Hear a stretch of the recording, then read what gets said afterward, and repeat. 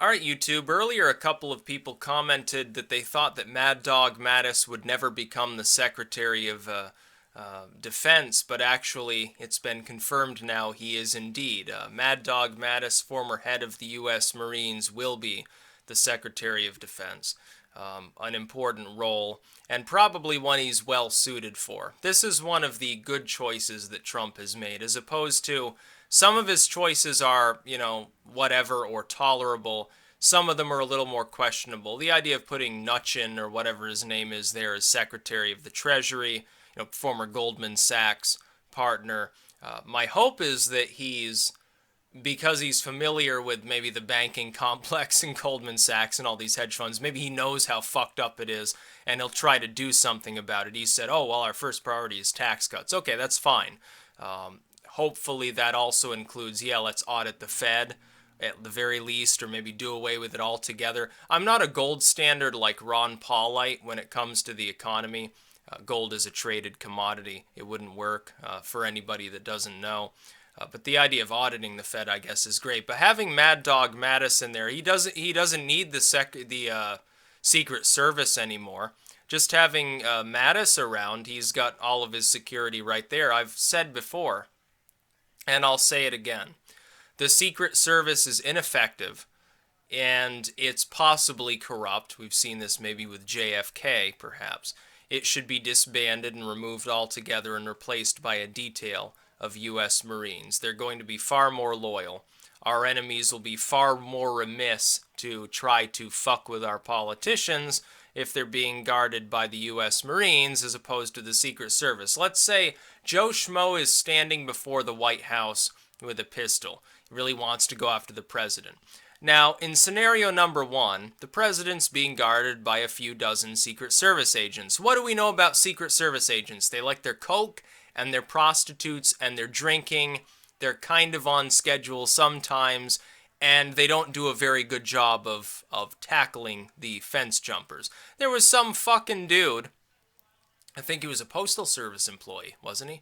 That built a drone, and he flew into the White House, landed on the White House lawn without being intercepted before they finally got him. He was trying to deliver a letter to Obama or something like that. Can you imagine if there had been U.S. Marines stationed there? Now, he wouldn't have survived the endeavor, and that's really what we need. If we're looking for security for those in executive positions, put the fucking U.S. Marines in there. Let Mattis bring in a couple dozen men who he feels are trustworthy. They've been indoctrinated, literally speaking. They're not made into soldiers. They're made into machines. Their only purpose is to kill things. Put them around the White House. Nobody's going to screw with them. You get 1,000 Russian espionage agents trying to march through the gate, they'll all be dead within 10 minutes. It's a great idea. Having Mad Dog Mattis in there as the Secretary of Defense is going to fucking terrify anybody who wants to screw our nation over. Great choice. Couldn't be better. Better than somebody, former Army, former Air Force, whatever. Yeah, that's fine. U.S. military is a great thing. But the Marines are the creme de la creme of that thing, to the point at which you send them in, they lay waste to a region. They probably, they get fucked up in the process, but they don't care. They're dying with a smile on their face. You dope them up with Dexy or something like that, like they did in Vietnam. They're not going to feel any pain. They don't even care. They'll keep fighting even after they're visibly dying. Their guts are hanging out and they're still somehow alive and firing at the enemy. Yeah, get a couple dozen of those in the White House. You won't need to worry about Secret Service anymore. I've pointed this out. Perhaps if the Secret Service had been replaced by U.S. Marines, we wouldn't have had like JFK or something like that.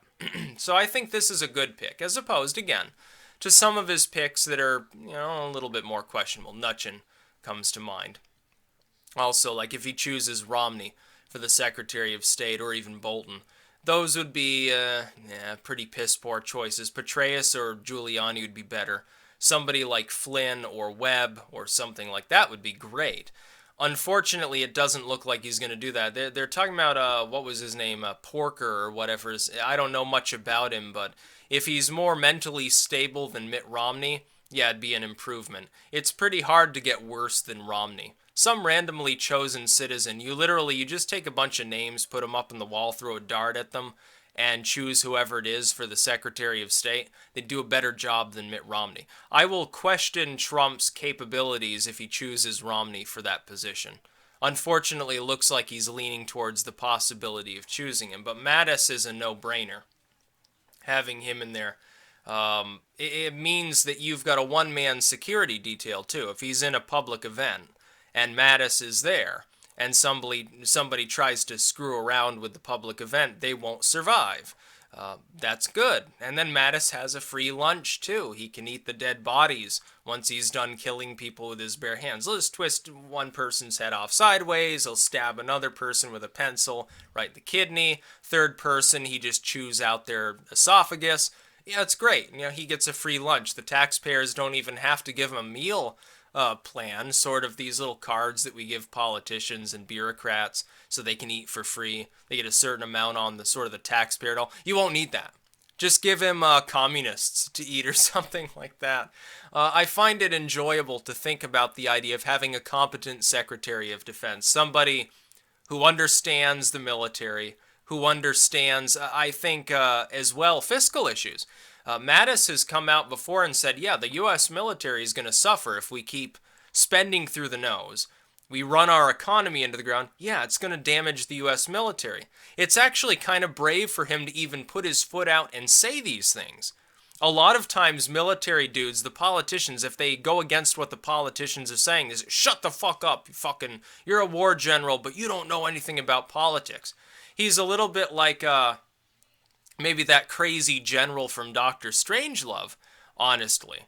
But at the same time, it doesn't matter. He could be 80 years old and in a walker, and he could still neutralize 3 or 4 assassins. So yeah, makes sense for Trump to appoint him. Save us taxpayers a lot of money on fence jumpers at the White House. You just have Mattis over to on a sleepover or whatever, and you don't have to worry. You don't even need a Secret Service detail at that point. Just have Mattis wander around half drunk around the Rose Garden, and he'll take care of it for Trump. And he'll love it. He'll have a great time. He'll eat the dead bodies. He'll roast them. He might have to cut down a couple of Washington's cherry trees to do so, but it'll be great times will be had by all, and the entire world will behold, yes, a madman who has been created as a madman by the U.S. military is the Secretary of Defense. Don't screw around with us. It's not a good idea because this dude may very well decide that you need to get hit by a bunker buster or something like that. Great job for Trump. On this one, I can't find anything, I guess, to complain about. That's about all. Peace out.